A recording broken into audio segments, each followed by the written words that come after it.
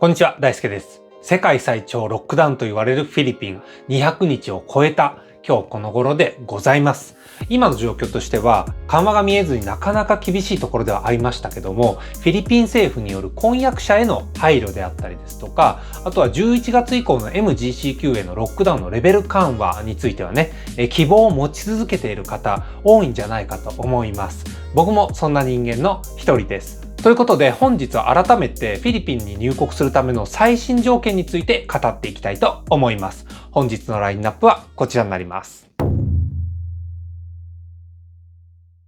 1、フィリピン人の配偶者の入国条件。2、フィリピン人の恋人・婚約者はどうなるのか。3、永住権を持つ人の入国条件。4、ビジネス渡航者の入国条件。5、もうフィリピンはオワコンなのか。というね、この5本で参ります。本チャンネルでは世界各国への渡航緩和の最新情報をお届けしてまいります。コロナ明けの海外行き待ち望んでいる方、チャンネル登録をして一緒にニューノーマルトラベラーになりましょう。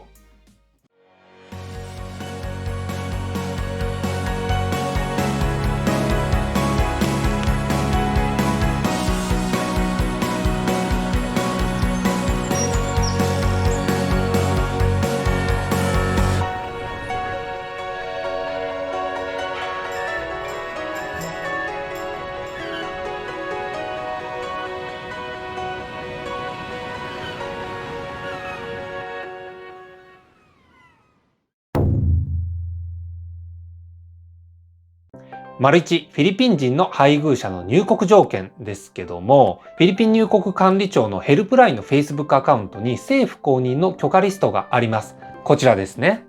上から2番目にありますよね。フィリピン人の外国人配偶者ということで、許可されている様子がわかります。対象となるのはフィリピン配偶者ビザということで、こちらも許可されているビザ種類のリストの中で確認をすることができます。こちらの 13A ビザということですね。で、ここで1点注意があるんですけども、これまでですね、フィリピン国籍のパートナーと結婚したはいいけども、13A ビザをね、まだ取得してないよっていう方が、いらっしゃるんじゃないかと思うわけです。以前まではこういう方であってもですね、パスポートと婚姻証明の2点を入国審査ゲートで提示することで入国をね許可されていたっていう背景があるんですけど、8月からですねこの規定が変わっていますので注意が必要なんですね。こちらは8月8日にフィリピン入国管理局からプレスリリースされた内容で変更というふうになっていました。すなわちフィリピン人配偶者ビザをあらかじめ取得をしてそれを保有している人に限って入国できるよというねレギュレーションに変わったということですね。僕のチャンネルの視聴者さんの中にも 13A ビザを持たれている方とそうでない方ですね、現在取得中の方、取得を検討されている方っていうのが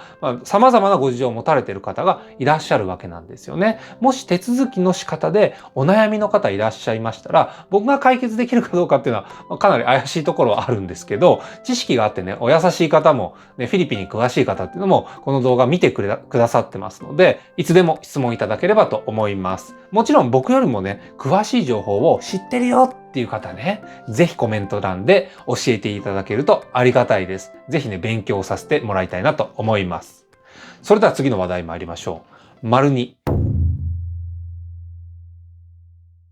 フィリピン人の恋人・婚約者はどうなるのかという話ですけど、先日の報道にありましたよね。未婚の長距離カップルによって立ち上げられている Love is not Tourism 運動の声が深刻化しているということでね、皆さんおなじみの大統領報道官のハリー・ロケさん、記者会見の中でこのことに触れたようなんですね。彼はこの声に同意をされているということで、省庁間タスクフォースの IATF に対して対応を取るようにということでコメントをしてくださっていました。ということで、いくつかのメディアでね、これ報じられている記事の一つがこちらなんですけど、フィリピン人と婚約関係にある外国人の入国制限解除の検討を開始しているという記事になっていました。これを信じて待ちましょうというだけだとつまらないので、僕がね IATF だったら不正入国のねリスクもありますので、どんなルールを課すのかについて考えをねまとめてみましたのでお伝えしたいなと思います。こちらですね。まずはですね、婚約していることの証明書を提出、求めるということです。これはね、付き合っていることがわかる写真であったりだとか、メッセージアプリのやり取りなんですね。で、ここでね、ポイントになるのが、今回のパンデミックのロックダウンが起こる前のやり取りがあったのかどうかっていうのが一つの判断ポイントになるんじゃないかと思います。このね、不正を防ぐという観点においてということですけど、ですので3月以前にそういったやり取りがある一定期間ね、続いていたっていう事実が提示できるかどうか、これがね、一つポイントになるんじゃないかと思います。そしてですね、事前のビザ取得が必須になるわけなんですね。大使館でこういった書類のチェックが入るということですね。過去に不正入国ですとか犯罪の履歴がないかどうか、ここもね、調べられるポイントになると思いますよ。そしてこのビザを取得して渡航をされる際にですね、例えば30日以上などの長期滞在をある一定期間以上のですね、滞在を必須とするというルールになります。その渡航で結婚手続きを済ませてくださいねというメッセージにもなり得ますよね。そして入国のチャンスは1回だけということにしますと、それ以上入国したければですね、その1回の渡航の中で結婚手続きまで終わらせて、それ以降はね、結婚ビザの取得を必須にするなんていうね、こういったルールが考えられるわけです。これはあくまでもね、僕が想像できる範囲でのお話なので、もちろんね、この通りにはならない可能性も十二分にありますので、その点ご了承いただければと思います。このあたりはね、僕自身の問題にもね、関連してますし、皆さんの中でも待ち望む方は多いケースなんだと思っています。一緒に頑張りましょう。それでは次の話題です。3、永住権を持つ人の入国条件ですけども、ここではパンデミック以降ストップしてました SRRV ビザの特別許可を得るための方法を述べていきたいと思います。該当する方はぜひこの後の話もチェックをしてみてください。まずですね、SRRV ってなんだっていう話なんですけど、このフィリピンのね、永住権っていうのはいろんな種類があるんですよ。で、中でもリタイアメントビザとして注目を集めているのが SRRV ビザということなんですね。スペシャルレジデンスリタイアーズビザということで、特別居住退職者ビザということですね。これね、結構メリット多いんですよ。例えばこんなものがあります。年金に対する課税が免除される。これ大きいですよね。あとはですね、旅行税が免除されるということで、入出国にね、伴うフィーが、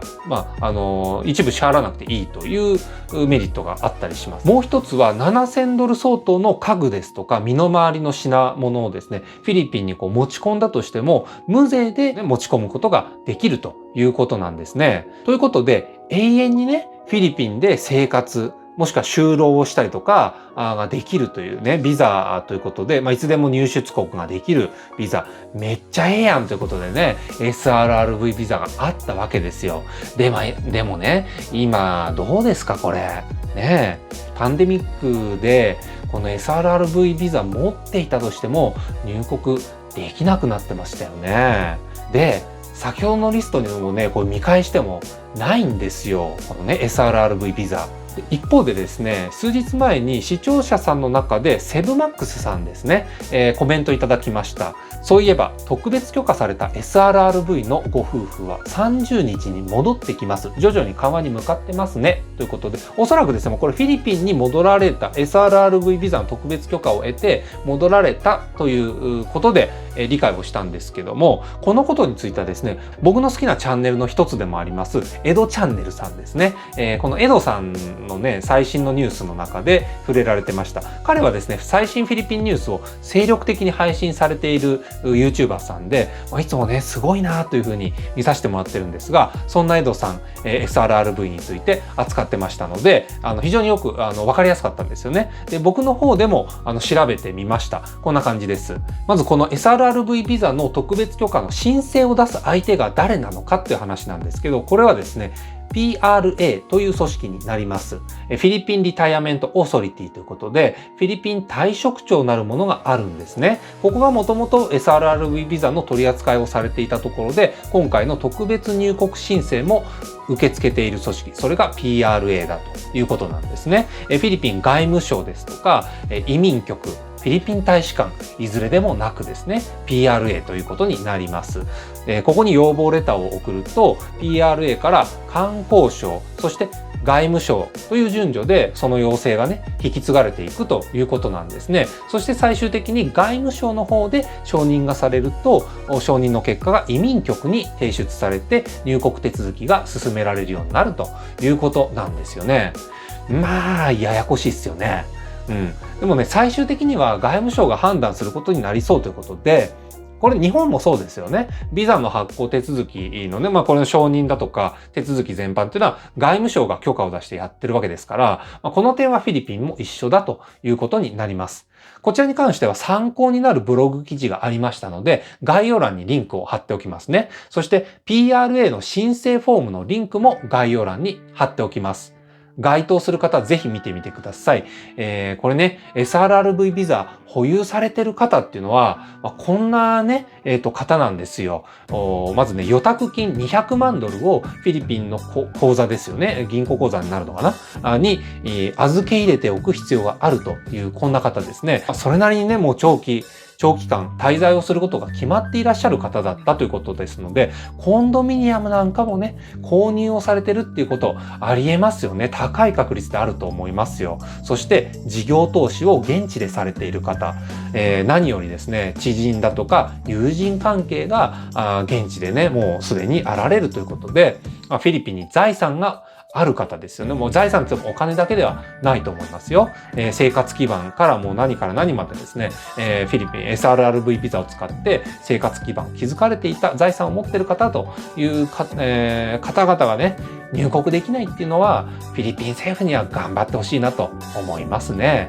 でこれはね、PRA がそういう人たちからの要望を受けて動き出した、一つのね、結果だというふうにも見えますので、今はこういうイレギュラーに見えるようなフローでなんとか実現され始めるんじゃないか、とね、推測されますけども、今後これが簡素化されて、扱いやすい、入国しやすい状況っていうのが、作られていくことを願っていきたいなと思います。それでは次参りましょう。④。ビジネス渡航者の入国条件ですね。入国管理庁の入国許可リストにはビジネス渡航含まれていなかったんですよね。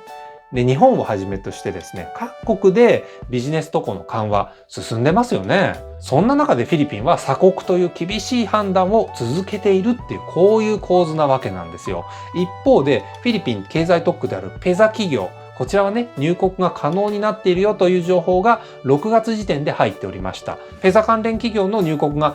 途中で停止しただとかなんだとかっていう情報は今のところ入ってませんので、限られている人ではあるんでしょうけども、一部のビジネス渡航は許可されているものというふうに理解をしています。ちなみにフィリピンに進出している日系企業、どれぐらいの数があるかってご存知でしょうか？これね、1500社超えてるんですよね。そしてペザに登録されている企業の数というと、日系企業の数ですね。2018年時点で1153社ありました。これを見ると、フィリピンに進出をしている日系企業のうち全体の3分の2がペザに登録をしているということで、それなりに多い数だなというふうに感じましたね。ただし、よく考えてみるとね、フィリピン企業と取引をするだけで現地に事務所を構えてるわけじゃないよという方に関してもビジネス渡航をしたいわけですので、そういったね、フィリピンの現地に進出をしていない企業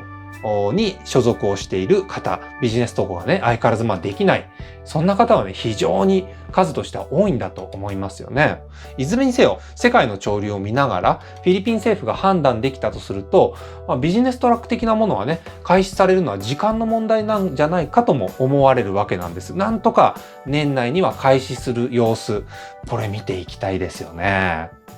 ということで最後の話題、⑤。もうフィリピンはオワコンなのかというお話ですね。今はいろいろ厳しい時期ということで下を向いちゃうことあると思うんですよ。これはね、何もフィリピンだけではないですけども、本チャンネルの視聴者さんっていうのは日々これに耐え抜いていらっしゃる方多いんだと思います。家族に会えない、恋人に会えない、外国にある自宅に帰ることができない、海外に持つ仕事がストップしてしまったという方々ね、でも必ず事態は好転するというふうに信じています。僕らを応援してくれそうなニュース、これね、フィリピンの中から出ておりますので、今日は2つご紹介をしたいと思います。まず1つ目はですね、NSCR プロジェクトということで、南北通勤鉄道と呼ばれるマニラ首都圏とパンパンガ州のクラークエアポート付近をつなぐですね、新交通システムなんですね。こちらの建設がなんと11月に開始されるというニュースが出てきました。これですね、時速160キロ出るみたいなんですよ。これ出来上がるとですね、クラークエアポートとマカティの間、これね、1時間もかからずに移動できるようになるということで、これすごい、できたらすごいですよね。クラークエアポートとマカティでしょ。自動車で行ったらですよ、渋滞もね、若干ありますんで、3時間ぐらいかかるんじゃないかなと思いますよね。うん。そしてこの工事、フェーズが2つに分かれているということです。まずはマニラ首都圏とマロロスという地域をつなぐ、まず第1フェーズですね。これすでに着工中ということです。そしてこの11月から開始されるであろうと言われているのがマロロスとクラークを結ぶ路線ですね。この建設に着手するというニュースがありました。もちろん外資系企業が参画をしてこの工事を進めていくということですけど、このフェーズ2に関してはですね、スペインのアクシオナ社と、あと韓国のですね、建設会社デリムインダストリアルの合弁会社によって建設が進められるということなんですね。ここで皆さんにお伝えしたいことというのは、ビジネス渡航が大幅に緩和される見込みがないとね、こういうプロジェクトの指導はありえませんので、水面下で渡航緩和プロセス動いている証拠とも言えるんじゃないかと思われます。一緒にね、これ写真見てみましょうか。このマカティとクラークエアポートね、これつなぐということで、どうですかこの写真たち。見てくださいよ。もうかなり近未来的ですよね。日本でいうところだとどうでしょうね、皆さん。羽田空港と成田空港を、快速というか、特急みたいなもので繋いだ、そんなものなんじゃないかと思いますよ。だから成田エクスプレスが新宿から出るなんていうのがね、首都圏とね、成田を結ぶ路線としてありますけども、あんなものがマニラにもできるということで、しかも混雑しているマニラエアポートですよね、ナイアの付近とですね、クラークエアポート、これがつながることで、クラークに降り立つ、飛行機からですね、そこからマニラ首都圏に鉄道で向かうなんてことが容易にできるようになるというのは非常に夢のある話だと思いました。そして交通機関というのはロックダウン影響を受けまくりということで、これ復活を願ってやまないんですけど、この交通機関つながりで2つ目のニュースをご紹介していきます。これはね、フィリピンのタクシー運転手の1枚の写真になるんですけど、タクシーとサリサリストアが合体してるなんてね、こういう斬新な写真を皆さんに紹介させてもらってます。ボンネットの至るところに所狭しと商品が吊るされてますよね。このね、吊るされてるスタイル、これがローカルのサリサリストアを彷彿とさせる、こんなね、図だと思ってます。僕はあまりサリサリストアで物をね、購入するっていうケースあんまないんですけど、見て回るのは好きなんですよ。なんでね、これ購入しないかっていうと、健康的な食品がね、ちょっと少なく見えるんですよね。スナック菓子が中心だったり、コーラもですね、0キロカロリーのやつがないんですよ。でもね、シニガンスープの素が手に入るのはね、非常に便利ということで、どんな田舎でもシニガンが作れるということで、僕はね、時々サリサリストア行くんですけども、もしですね、サリサリストアで健康志向の人はこういうものを買えばいいんだよというおすすめのもの、知ってる方いらっしゃいましたら、ぜひ教えてください。で、そしてですね、この記事のこのフレーズ僕好きなんですよ。A taxi driver tries to hit two birds with one stone。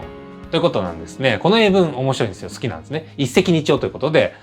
もうね、英文でもね、このままの表現になってるというね、ことです。そして彼のこの取り組みなんですけど、モバイルサリサリストアというですね、なんかシステマチックなエンジニア心を揺さぶるような名前で呼ばれているんですよね。彼はこう続けてます。家族を養うのにタクシー運転手だけだと十分な収益を得ることができない。なので休憩時間中にサリサリストアを開いて売り上げを立ててるんだ。というね、ことで生き残るためには自分自身で行動するしかないんだよというふうに語っていたようなんですね。ということで、フィリピンではね、やっぱりその個々人が行うようなスモールビジネスが非常に盛んな国だなというふうに思いますね。サリストアだけじゃなくてね、このお家で、ロックダウン期間中にね、衣服を作って販売したりだとか、あとね、食堂を開いている方というのはデリバリーをやったりだとかね、あとね、ネットを使ってオンラインで英会話を教えるなんてことも家にいながらできる仕事をね、始められる方が非常に多いんだなというふうに思います。前向きな方がね、こんな中でも多いなということで、フィリピンのロックダウンというのは世界最長とね言われて、どうなんですかね、経済もオワコン化する恐れなんていうふうにもね言われますけども、でもね、本日お伝えした通り経済回復をしようというお話が、大きなものから小さなものまでね、ありますよねということで、渡航緩和も水面下で進んでいると信じていきましょう。本日は以上です。現地のパブリックマーケットで生野菜とね、でっかい豚の肉の塊、これね、2、300ペソで買えますので、これ買ってサリストアでスパイスを20ペソで買って、エアビーで借りたマカティにあるコンドで、日本円で言うとね、500円ぐらいかな。これでね、お手製の死神スープをね、こう現地で食べられる日が、近いんじゃないかということを信じて、皆さんと一緒に旅の準備をしていきたいと思います。それでは良い週末をお過ごしください。大輔でした。